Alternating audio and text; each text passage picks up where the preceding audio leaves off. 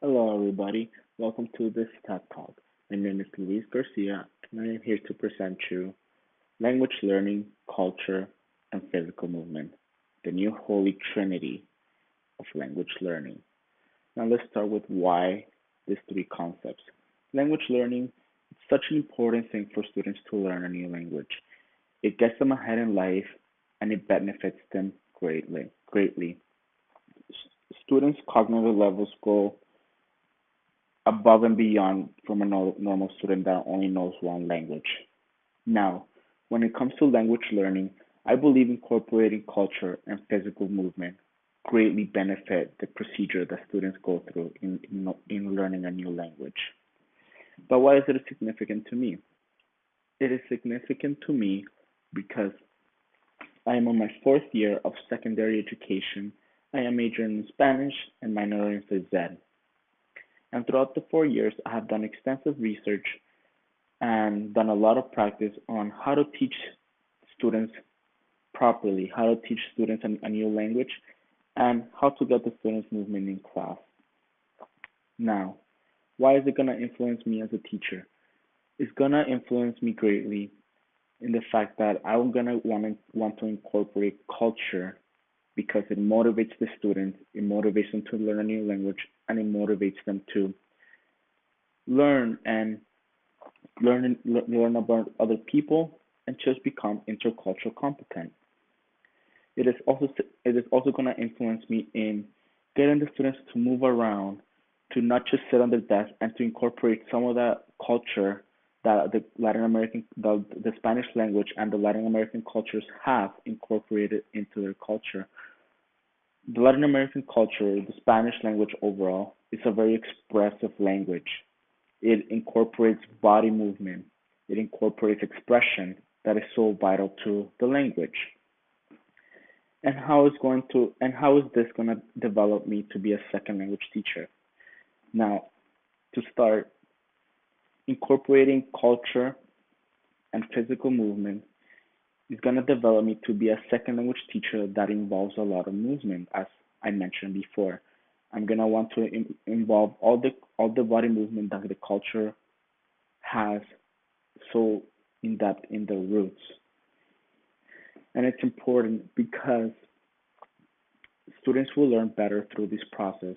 And as I go through this presentation, you will come to the conclusion that culture and physical movement is incredibly important to learning a new language.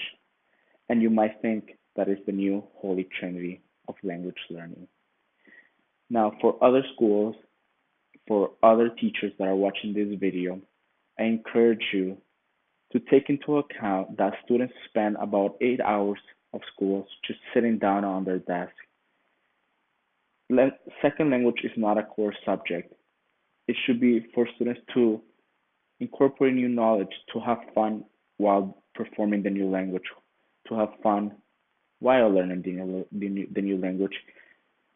Due to the fact that second language or Spanish overall is not a core subject, it gives the teacher a lot of room to work with. And that's why through this video, through this presentation, I hope that you take some of the skills, some of the games, some of the implementations that I'm about to present and introduce them to the classroom since it will greatly benefit the students' language learning. Now, let's start with language learning. When it comes to teaching, a teacher has to take into account what's planned, what's in their curriculum, what's in their lesson plan, and what's actually going to happen in class. Ted Aoki presented the idea of curriculum as planned and curriculum as lived. A teacher should really focus on both aspects, not just the planning and not just what's going to happen in class, but both. Now, when it comes to planning, a teacher should really look into Krashen's six hypotheses, primarily acquisition language learning, the input hypothesis, and the affective filter hypothesis. The acquisition learning hypothesis states that acquisition is subconscious and natural. The input hypothesis states that we acquire language when we understand the message, and the affective filter is simply means that the lower the stress, the lower the anxiety, the lower the affective filter, and just overall equals to more open to the input and to learning a new language. Now, when incorporating culture into this acquisition, the acquisition hypothesis, it'll happen subconsciously because you're incorporating a culture, you're incorporating new ideas, and the students will relate to that new to the new concepts of the culture. They'll want to learn about the new culture. Most of the students here in Canada want to go to Mexico or go to a Latin American culture, go to the beaches, and they'll want to learn about the new content of the culture. They want to learn about the culture and how to approach the culture. And while learning through the culture, they will learn the language. The input hypothesis, in which states that the students will acquire language when we understand it. Simply put, if the students understand what the culture is about and how it's formatted, how it's lived, the students will understand the language. And the affective filter is pretty straightforward. The lower the stress, the lower the anxiety, the students will be more open to trying new things. The students will be open to trying some aspects of the culture, some games in which will incorporate new language and new content. Now, Canal's communicative language teaching focuses on teaching students real meaning in context. By that, it states that students should learn content that is applicable to them, that is contextualized and personalized directly to them. Like I mentioned before, students learn Spanish to go to other countries. They chose to learn that language and they chose to be in your class because they want to go to a new culture, a new country, and meet new people. And when bringing culture into the lesson, you are you're putting context in the lesson. You are giving the students how to approach a culture when they are going to a new country. You are giving them strategies. You are exposing them to how they will use the language in the new world. Now, I have talked about incorporating culture into the classroom, but let's talk about why it's important to bring culture into the classroom. It is important to expose students to culture because let's be honest, learning a new language can be very hard, but incorporating culture, it makes things easier. It helps students relax and simply put, it makes the content relatable to the students.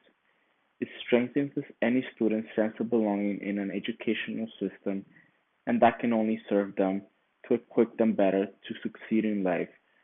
By learning a new language and by adding a new culture, you're exposing them to two new things that will help them connect to new people, to new countries.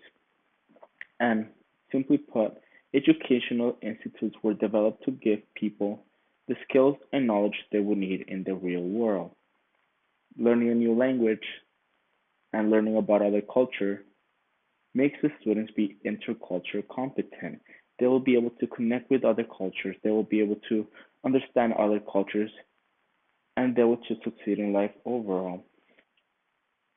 And by incorporating in culture, the teachers will engage students efficiently in the learning process.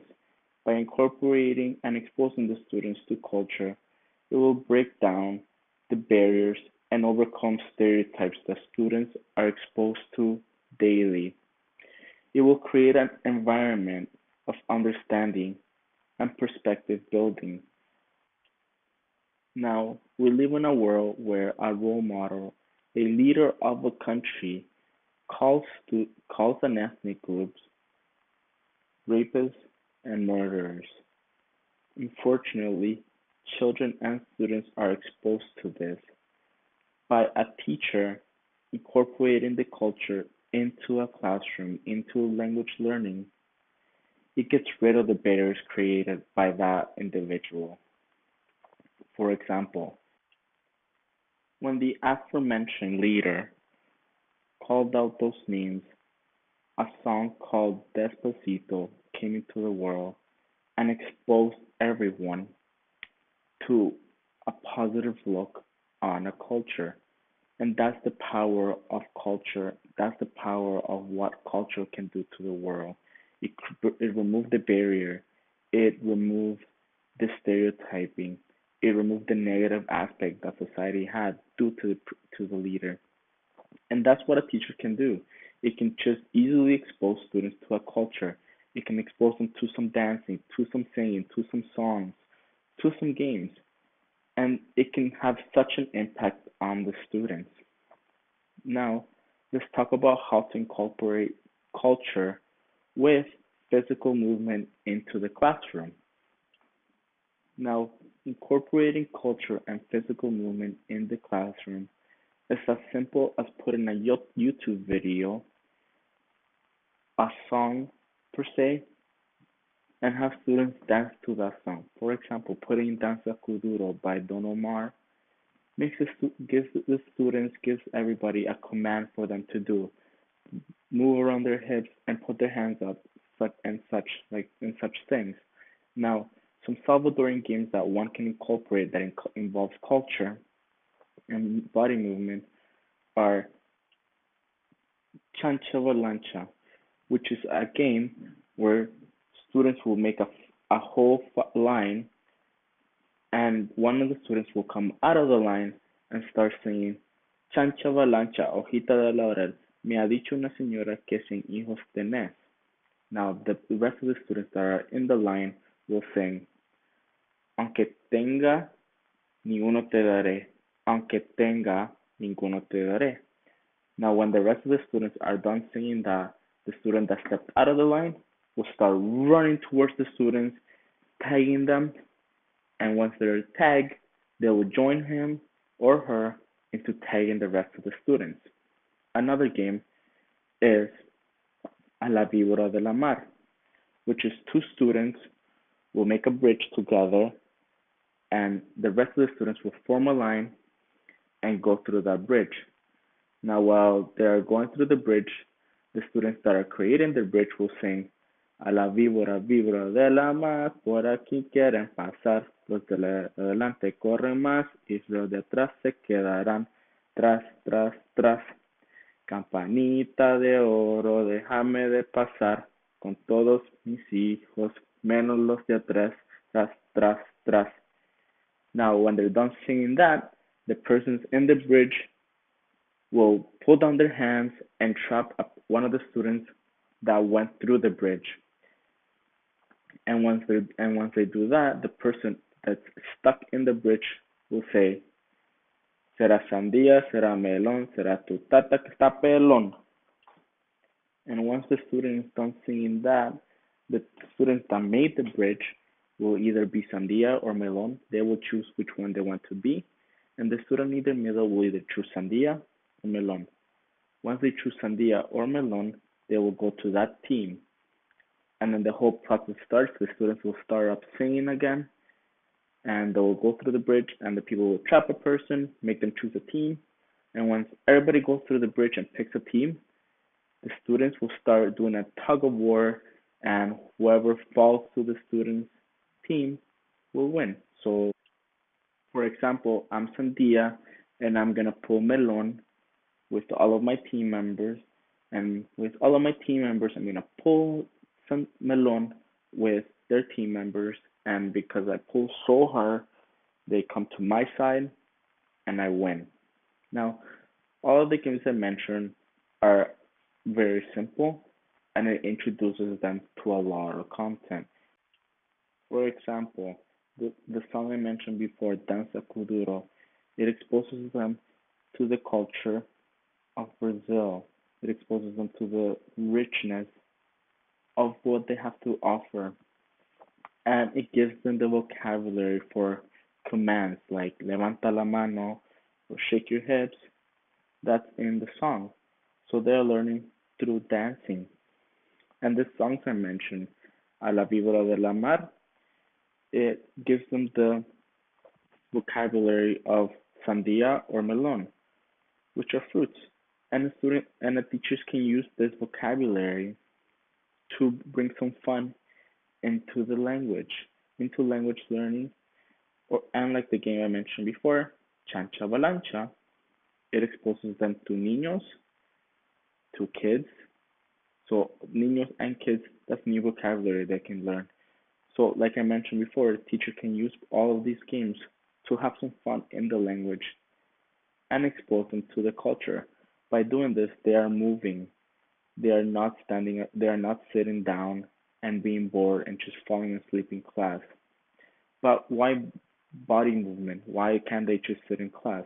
Why is it important to students to move around and have some body movement into their lives, into the classroom? Now, let me talk about that. It is important because having body movement will help students be in shape.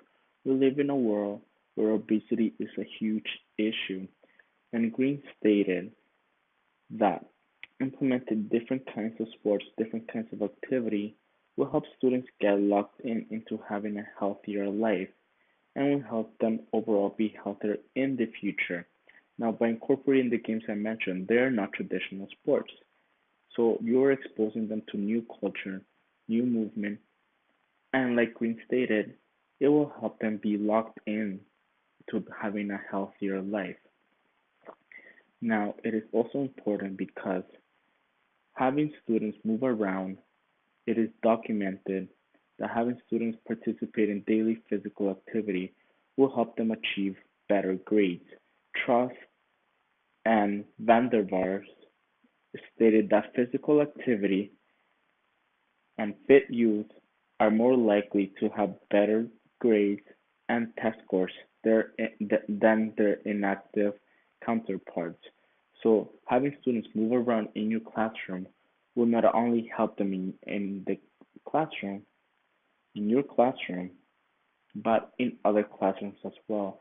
You will help them get better grades and just have a better and positive experience. Condon and Collier also stated that don't force students to participate in the activities. They may not be comfortable doing the activities that you just mentioned, so don't force them. They stated that giving them multiple options will help them be more active because they are the ones choosing the certain activity and not yourself. You are not making them. They are the ones choosing that activity. They are the ones that have the motivation to participate.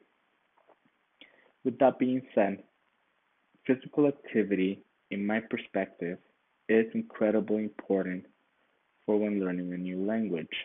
Like I mentioned before, I believe that incorporating culture with physical movement really benefits language learning.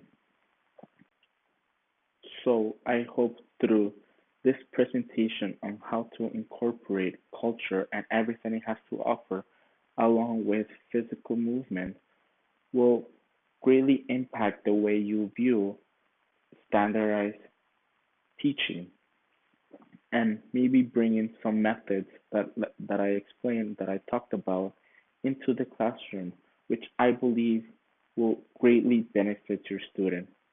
Thank you so much for your time, and I really hope my ideas and my perspective will really benefit you along with your students. Thank you.